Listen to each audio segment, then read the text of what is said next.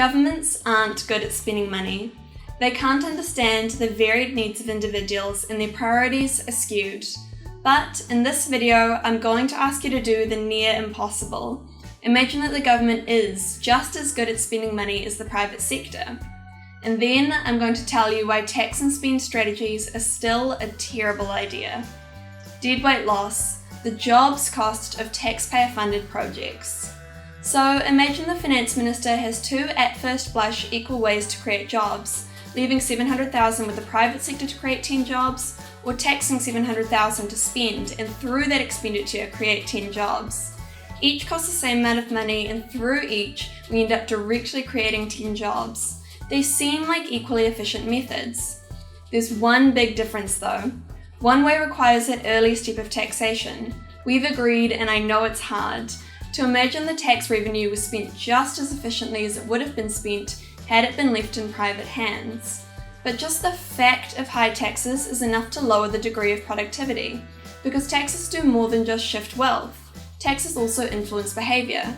High income tax discourages working more hours or upskilling. That's productivity lost. High goods and services tax discourages going out for dinner or buying a new car. That's productivity lost. Our 28% corporate income tax indirectly suppresses wages, which encourages productive people to seek more lucrative employment offshore. That's productivity lost. Deadweight loss.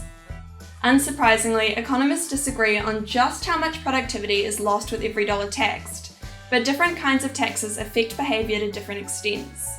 But a conservative estimate puts deadweight loss at about 15 cents on every dollar taxed. That means the 11,700,000 taxed for J.M. Shaw's Green School costs the economy around 1,700,000, enough to create about 25 jobs. Meanwhile, the $1 billion taxed each year to fund Shane Jones's Provincial Growth Fund effectively cost New Zealand 2,140 jobs. These were schemes intended to create employment. Of course, we see even more destruction of productivity and jobs once we take into account the poor quality of government spending decisions. That's something I covered in a previous video. In short, higher government spending doesn't create jobs, it destroys them.